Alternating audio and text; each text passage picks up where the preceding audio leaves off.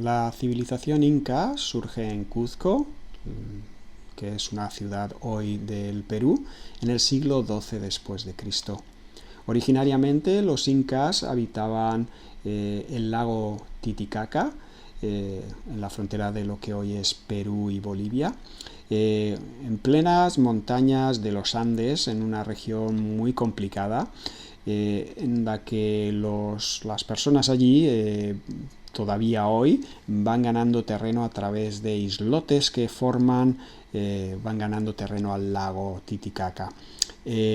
Pero los incas empezaron a expandirse y a principios de 1400 hasta conseguir un imperio que ocupaba todo el oeste de Sudamérica, desde Ecuador a Perú, Bolivia, Chile y parte de Argentina.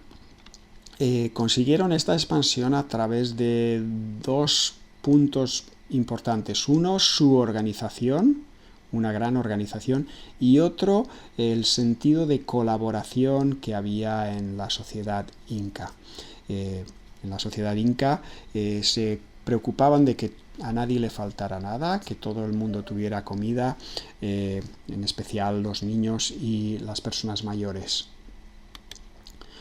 La manera en que establecieron su imperio fue a través de la asimilación. Es decir, intentaban que los pueblos a los que conquistaban formaran parte del imperio inca, formaran parte de la sociedad inca. Como hablaba antes, tenían un sistema socioeconómico muy interesante en el que todo se repartía y tenían un tipo de colaboración que se llamaba la mita, en el que todas las personas del imperio durante un año debían trabajar para el Estado. De esta manera consiguieron construir los grandes palacios y monumentos que hoy podemos todavía ver, y lo hacían estas construcciones con enormes bloques de piedra. Hay que tener en cuenta que esta es una región donde hay terremotos frecuentemente. De esta manera era muy importante el modo de construirlos. La organización, como mencionaba antes, era muy importante y los incas tenían una muy precisa cuenta de todos los productos que había en diferentes áreas, diferentes ciudades, las personas que había, etcétera. Todo estaba contabilizado, y para hacer esta cuenta tenían estos sistemas contables que se llaman el quipu. El quipu es esto que vemos aquí en este dibujo. Era un sistema de nudos, a veces con colores diferentes, que se hacían con estas cuerdas. Curiosamente, los incas no tenían un sistema de escritura. Toda la información se pasaba oralmente. De hecho, tenían una red muy grande de mensajeros que comunicaban cualquier noticia, cualquier información, de ciudad en ciudad, de comunidad en comunidad. Otra de las bases importantes de cómo creció el imperio inca fue la agricultura. Ellos hacían una agricultura, desarrollaron una agricultura en terrazas, como vemos aquí, o en escalones, puesto que estamos en alta montaña y el terreno no es fácil de cultivar. Su principal cultivo fue la papa. Y finalmente, ellos son el único pueblo de la América prehispánica, que tenían un animal grande doméstico, la llama.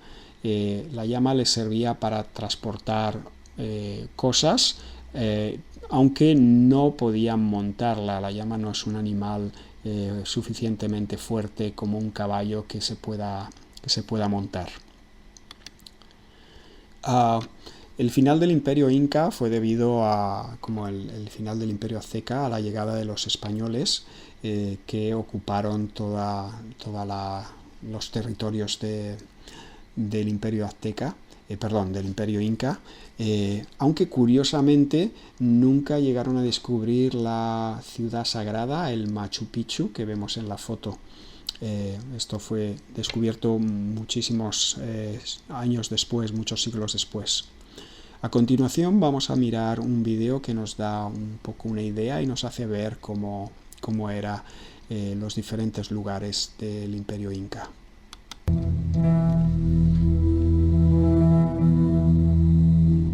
¿Quiénes eran los incas? Sus orígenes se pierden en la noche de los tiempos. No obstante, según una teoría actual, los incas, como todos los pueblos precolombinos, eran descendientes de los asiáticos que hace unos 40.000 años emigraron a través del estrecho de Bering, aprovechando la gruesa capa de hielo que comunicaba ambos continentes. Tras ganar las regiones septentrionales del continente hace unos 24.000 años, aquellas gentes comenzaron a trasladarse hacia el sur. Gracias a una serie de utensilios líticos hallados recientemente, sabemos que los pioneros arribaron a Perú hace unos 18.000 años. En las más altas cumbres de los Andes, fundaron una poderosa y avanzadísima civilización. Cómo lo lograron sigue constituyendo un enigma. El vocablo quechua, inca, significa gobernante, caudillo. Sin embargo, originalmente debió de ser el gentilicio de una tribu que habitaba los aledaños del Titicaca, un lago enclavado entre las modernas naciones de Perú y Bolivia, que por aquel entonces se consideraba sagrado. La gran masa lacustre, que se sitúa a una altura de 3.800 metros sobre el nivel del mar, es el lago navegable de mayor altitud del globo. Posiblemente, el paisaje siga siendo tal y como lo conocieron los conquistadores. Los indios que aún pueblan estos parajes continúan navegando en balsas idénticas a las de sus ancestros. Sus embarcaciones están confeccionadas con totora, una variedad de caña silvestre que crece a orillas del Titicaca.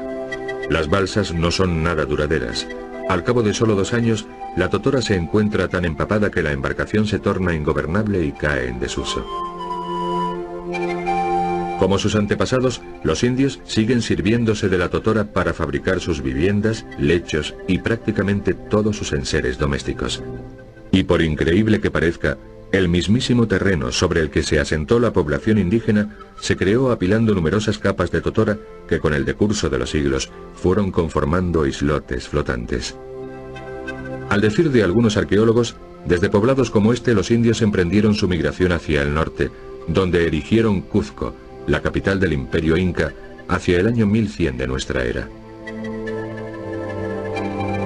4 centurias después, el territorio inca englobaba la mayor parte de Chile y Argentina, la totalidad de Bolivia, Perú y Ecuador, y parte de Colombia. Su población ascendía a 20 millones de almas. La metrópoli de aquel vasto imperio era la ciudad de Cuzco, edificada en un fértil valle volcánico del corazón de los Andes. Se la consideraba un lugar sacro, un centro de poder. Todas las arcaicas leyendas incas tienen aquí su arranque. Originalmente la urbe se proyectó con la silueta de un jaguar, un animal sagrado de la mitología inca. Su cabeza la componía una ciudadela llamada Sacsayhuamán, que albergaba hasta 5.000 guerreros. En el imperio del Inca, todo pertenecía al Estado. No se usaba el dinero, pero el pueblo tenía la obligación de pagar una especie de impuesto, la mita, trabajando sin remuneración para el Estado. Merced a este trabajo, los incas lograron levantar grandiosas fortalezas como la de Sacsayhuamán. Pese a los numerosos derrumbes, la gran magnitud y la vastedad de la alcazaba aún resultan claramente perceptibles. Los ciclópeos sillares empleados en su construcción alcanzan un peso de hasta 100 toneladas. Y la primera de las 3 sucesivas murallas que protegen la ciudadela tiene un perímetro de 600 metros. ¿Cómo pudo una cultura que ni tan siquiera conocía la rueda o el carro llevar a cabo tales hazañas de ingeniería? Antes de su llegada, en estas colinas no había absolutamente nada. Tan solo eran tierras de cultivo. Con lo que sí contaban era con 20.000 hombres. 20.000 hombres reclutados por los funcionarios regios que prestaban gustosos sus servicios al Sapa Inca, el único Inca, ya que las cosechas se distribuían equitativamente entre el pueblo. Esta civilización no solo era capaz de acometer la edificación de fortísimas ciudadelas, sino también de ambiciosas obras de ingeniería hidráulica, como los renombrados baños de Tambomachay, construidos cerca de Cuzco.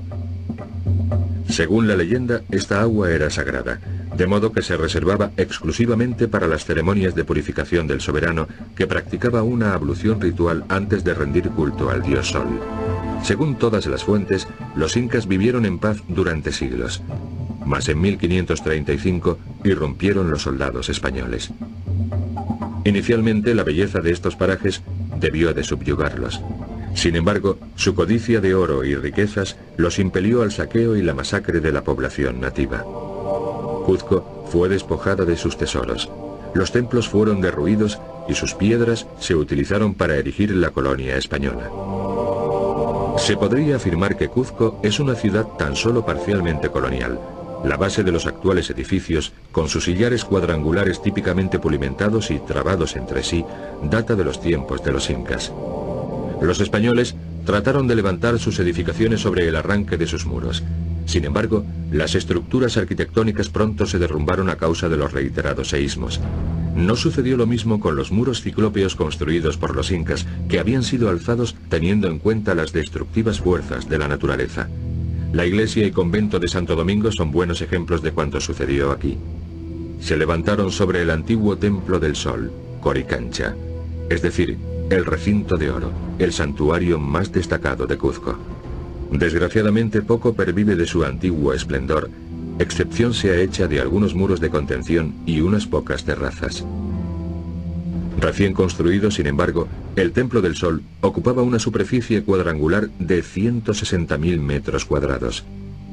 En su recinto se encontraban la Pampa del Sol, el Llano del Sol, y el Jardín del Sol, ornado con estatuas áureas de tamaño natural que representaban flores, plantas y animales. Sus muros estaban cubiertos por 700 hojas de oro de casi 2 kilos cada una. Y en su interior se custodiaban magníficas riquezas, entre las que se contaban las momias reales, ataviadas con ropajes de vivísimos colores, adornadas con joyas, y los rostros embellecidos con láminas de oro. Buena parte de esos tesoros hoy se expone en el Museo del Oro de Perú, en Lima.